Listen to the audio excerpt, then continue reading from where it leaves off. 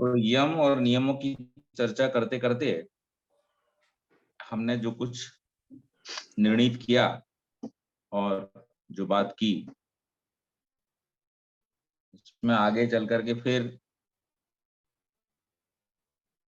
एक बात आई। मुनि जी ने कही कि हम कर्म करते हैं वैसा फल देता है। बात ठीक है, लेकिन फल कैसा देता है वो परमेश्वर ही डिसाइड करता है। आप ऐसा निश्चय नहीं कर सकते कि आपने 10 अच्छे काम किए हैं और 5 बुरे काम किए हैं, तो 5 गहराई से समझना चाहिए। और उन्होंने जो बात कही थी, कुछ विद्वानों का ऐसा मानना है, तो हो सकता है कुछ विद्वानों का ऐसा मानना हो, लेकिन ऋषियों का ऐसा मानना नहीं। और हमें जिन बातों को सैद्धांतिक रूप से ग्रहण करना होता है, उस बात को हम ऋषियों के प्रमाण से ग्रहण करते हैं। वेद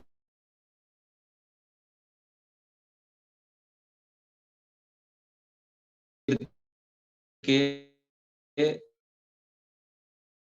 प्रमाण से ग्रहण करते हैं, सैद्धांतिक नहीं मान सकते। पक्ष इसका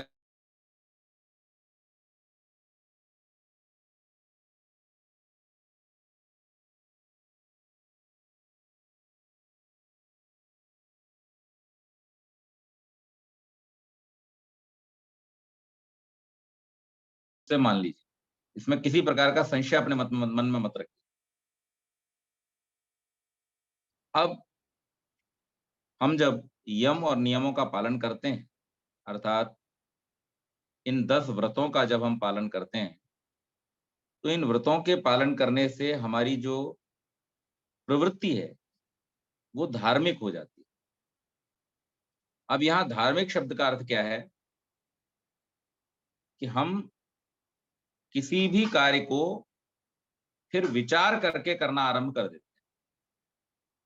जो व्यक्ति अपने जीवन में यम और नियमों का पालन करता है, वो अपने जीवन के समस्त कार्यों को विचार पूर्वक करता है। और यही मनुष्य का धर्म है। मत्वा कर्माणि सीव्यति। जो विचार पूर्वक, मनन पूर्वक, चिंतन पूर्वक अपने कार्यों को करे, वही मनुष्य है। तो जैसे अग्नि का एक धर्म है जलाना, जल का धर्म है सिंचन करना, सूर्य का धर्म है प्रकाशित करना। इसी प्रकार से जागृत होती है कि जब हम इन 10 व्रतों का पालन करेंगे, तो हम फिर विचार करके कार्यों को करना शुरू कर देंगे। तो सत्य असत्य का विचार करेंगे, जिसे महर्षि दयानंद ने आर्य समाज के 5वें नियम में स्पष्ट करते हुए लिखा है कि सब काम धर्मानुसार, धर्मानुसार को स्पष्ट कर देते हैं, अर्थात सत्य और असत्य को विचार करके करने चाहिए। तो ये उन्होंने एक कसौटी दी है धर्मानुसार कार्य करने की। इसी प्रकार से अहिंसा का, अस्तेय का, ब्रह्मचर्य का, जहां जैसा कार्य कर रहे हैं, शुचिता का, संतोष का, तप का, इन सब का विचार करते हुए जो व्यक्ति अपने कार्यों का निर्धारण करता है, जो व्यक्ति अपने जीवन में कार्यों को करता है, उस व्यक्ति का जो संपूर्ण व्यक्तित्व है, वो धार्मिक व्यक्तित्व कहलाता है। वो व्यक्ति धार्मिक कहलाता है। और जो ऐसा नहीं करता, वो धार्मिक नहीं हो सकता। इसी बात को और अधिक स्पष्ट किया है महर्षि मनु ने, कि उन्होंने जब धर्म के लक्षण दिए, तो उसमें उन्होंने 10 लक्षण गिनाए। अब वो बहुत ध्यान देने योग्य चीज। महर्षि मनु कहते हैं, धृति क्षमा दमोस्तेयम शौचम इंद्रिय निग्रह धीर विद्या सत्यम क्रोधो दशकम धर्म लक्षण। सबसे पहले उन्होंने कहा धैर्य, पेशेंस। जो व्यक्ति धैर्यशाली नहीं है, जिस व्यक्ति के अंदर पेशेंस नहीं है, वो व्यक्ति धार्मिक नहीं हो सकता। क्यों नहीं हो सकता? क्योंकि हमने अभी पढ़ा कि 10 व्रतों का पालन करना। अब उन 10 व्रतों में एक व्रत आता है तप, और तप का अर्थ क्या है? द्वंद्व सहनम तप। जिसमें हानि लाभ जीवन मरण सुख दुख ये सब सहन करने की जिसके पास में प्रवृत्ति है, जो इनको सहन करके भी अपने उद्देश्य की प्राप्ति में लगा रहता है, वो तब करता है। लेकिन जिस व्यक्ति के अंदर धैर्य नहीं है, वो नहीं कर सकता।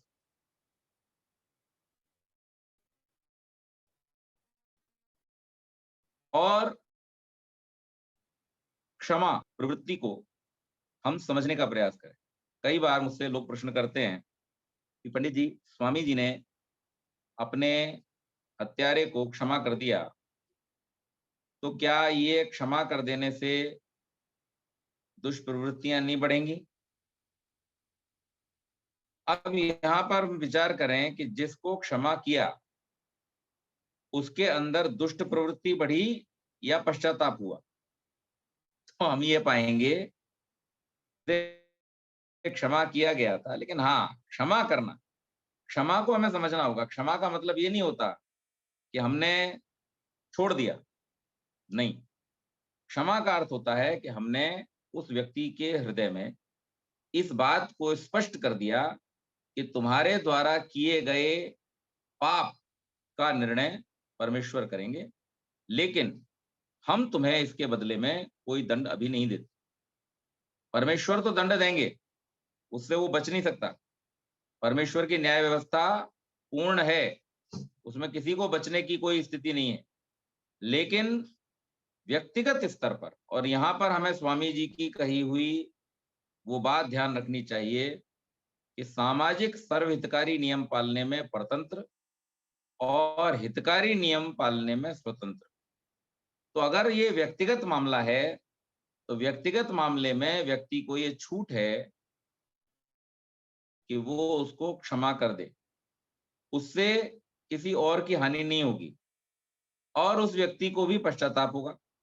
लेकिन जहां पर सामाजिक न्याय की बात आती है, वहां पर सामाजिक नियमों का पालन करते हुए उसको क्षमा या दंड वो सामाजिक तरीके से निर्धारित किया जाए।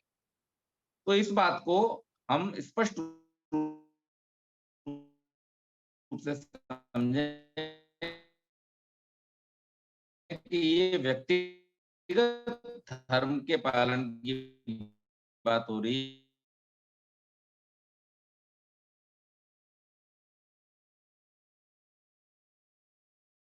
बहुत बड़े वैज्ञानिक थे। एक दिन न्यूटन अपने टेबल पर बैठ करके काम कर रहे थे और बहुत सारा उनका रिसर्च वर्क वहां रखा हुआ था।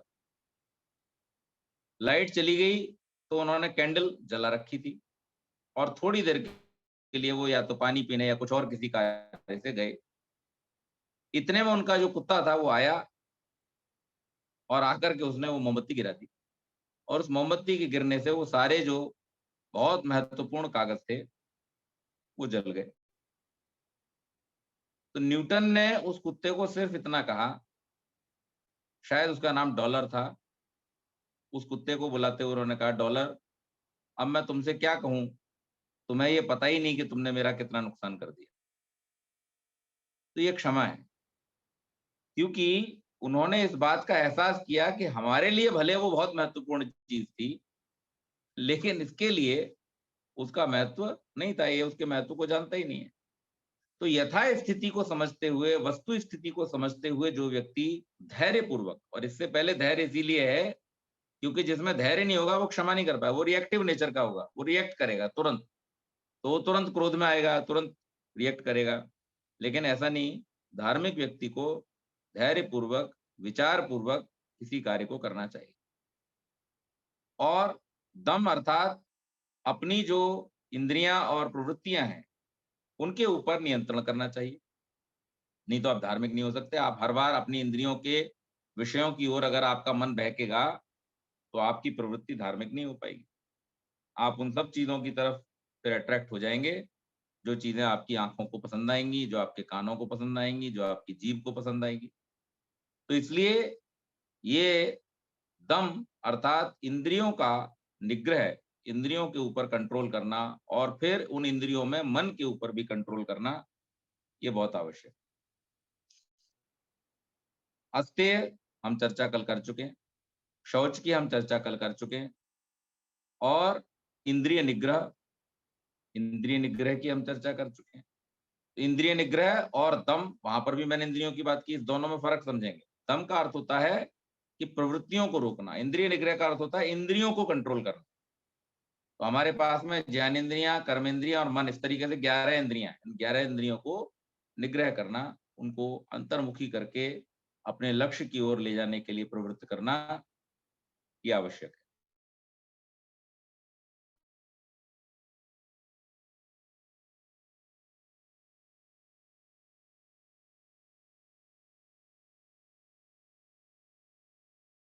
आवाज आ रही? ही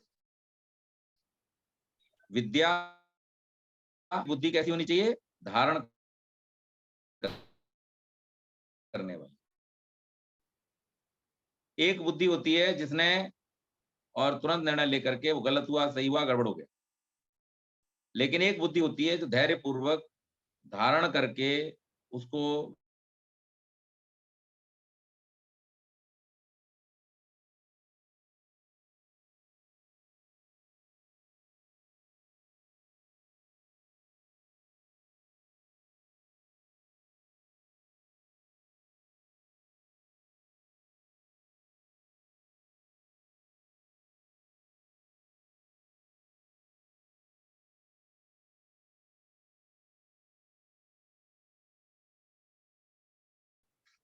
झंझटों में फंसाए,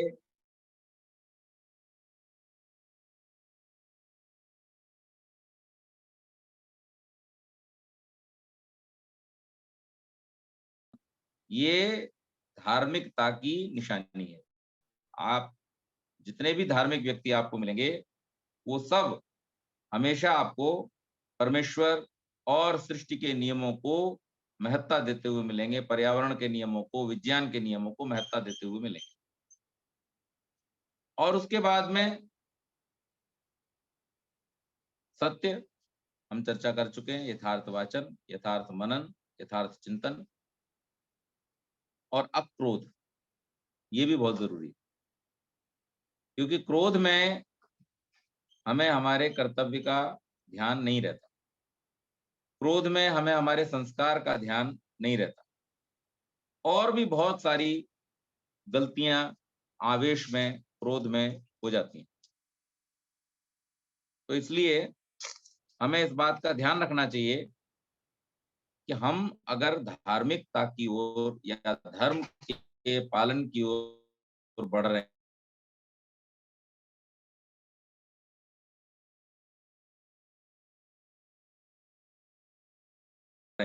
हैं, तो हमें इन 10 चीजों का अपने जीवन में ध्यान रखें और इनका पारस्परिक संबंध हम किस प्रकार से समझें।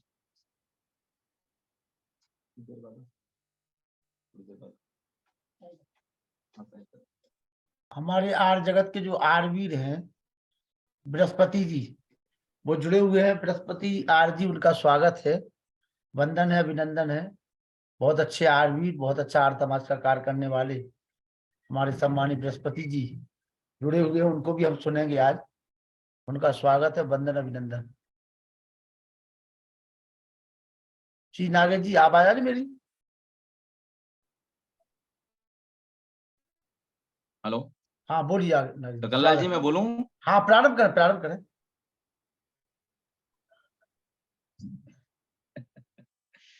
तो अर्थ, काम और मोक्ष के विषय में कल कोई सज्जन पूछ रहे थे, उस विषय को भी हम इसी में ले लेते हैं, क्योंकि इसके बिना आगे नहीं बढ़ सकेंगे।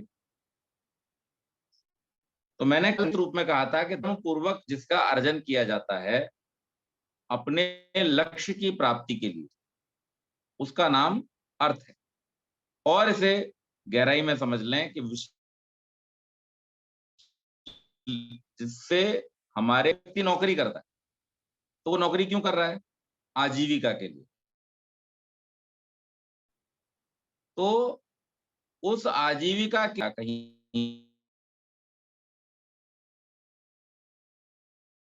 और जाता है, कार्य करता है पूरा महीना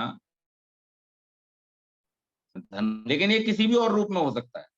पहले जब धन का व्यवहार नहीं होता था तो अन्य और रूपों में हो जाता था, आभूषण आदि के रूप में, स्वर्ण आदि के रूप में। गांवों में हम देखते हैं आज भी बहुत सारे अनाज के व्यवहार होते हैं, एक दूसरे को अनाज दे करके काम चल जाता है। कुछ हम पुराने समय में देखते थे कि बहुत सारे ऐसे लोग आते थे जो बर्तन लेके आते थे, कपड़े ले जाते थे, बर्तन दे जाते थे। ये भी सब होता था कि छोटे शहरों में, आज भी होता होगा पता नहीं। तो ये व्यवहार जिससे चलता है और प्रयोजन की सिद्धि होती है, उसका नाम अर्थ है। अब हम ये देखें कि हमारा प्रयोजन क्या है?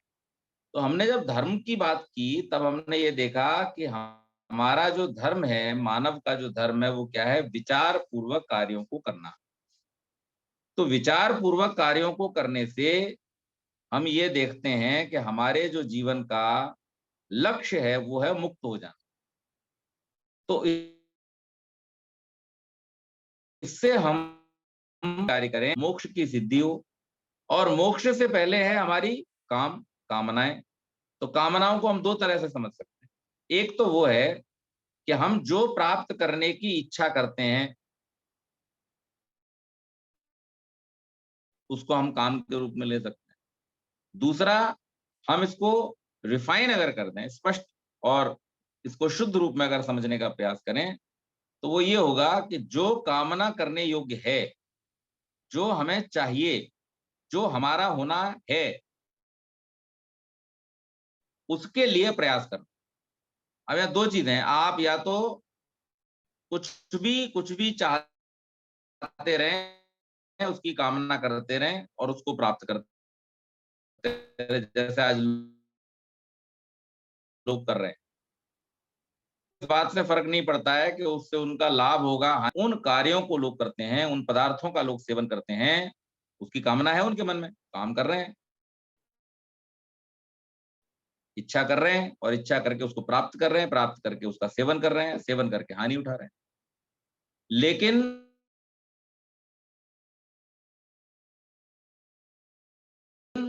कार्यों को करना, तो विचार पूर्वक हम जो प्राप्त कर रहे हैं, उस प्राप्त किए हुए का जो प्रयोजन है, वो प्रयोजन है हमें मुक्त करना, छुड़ाना।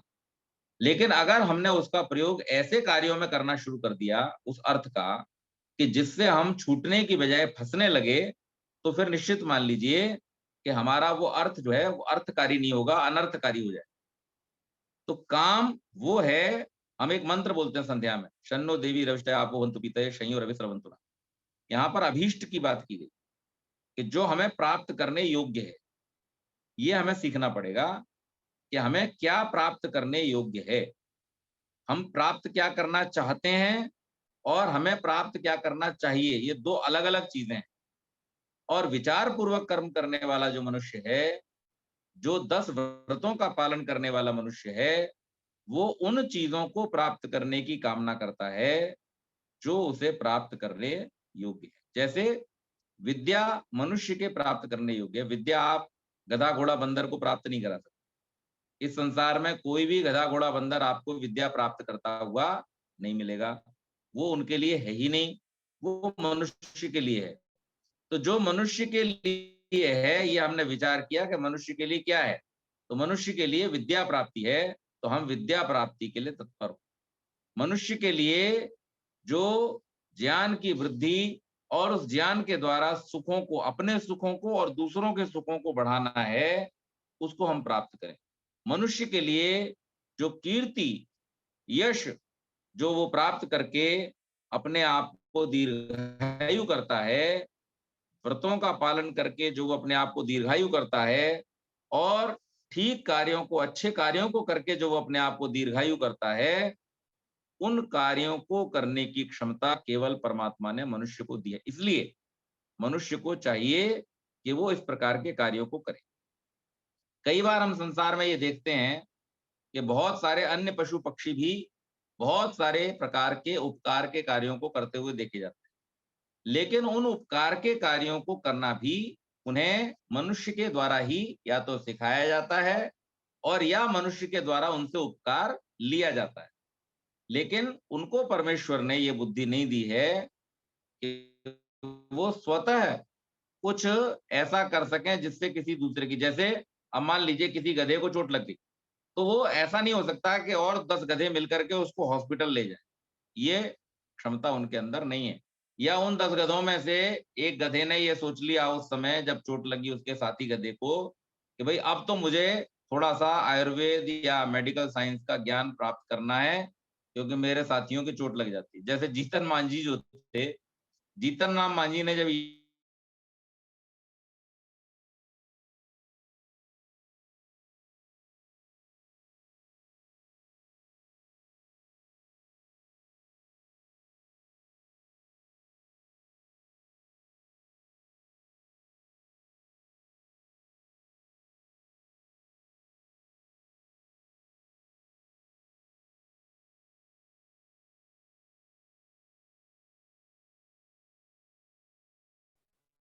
ऐसी कामनाओं को हमें अपने जीवन में लाना चाहिए। हमें कि त्योहारों पर या सामान्य रूप से अब तो एक बहुत ही कॉमन चीज़ हो गई है, आम चीज़ हो गई है शराब पीना। पहले तो कई बार कुछ त्योहारों पे लोग दिख जाते थे शराब-वराब पीते हुए, लेकिन अब तो लगभग रोज़ लोगों की रोज़ की दिनचर्या जैसा वो काम हो गया है। और वो शराब पी कर के अनेक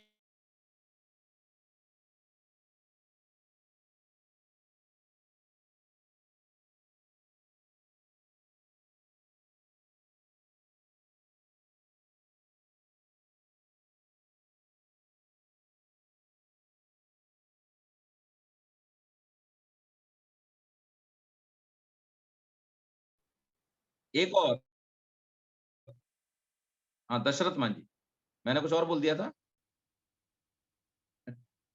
अच्छा हो सकता है मैंने हाँ, मैं जीतन मांझी वो तो मंत्री जी हैं, सॉरी दशरथ मांझी। हाँ जी, ठीक कहा।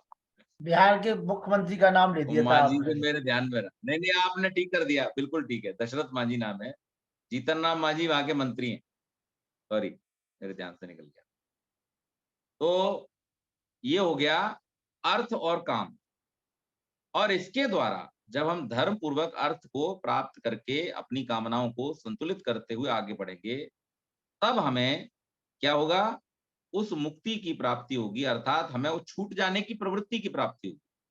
छूट जाने के प्रकार से योजन किया गया है ऋषियों के द्वारा कि व्यक्ति को सबसे पहले व्यक्तिगत उन्नति के लिए प्रेरित किया जाता है।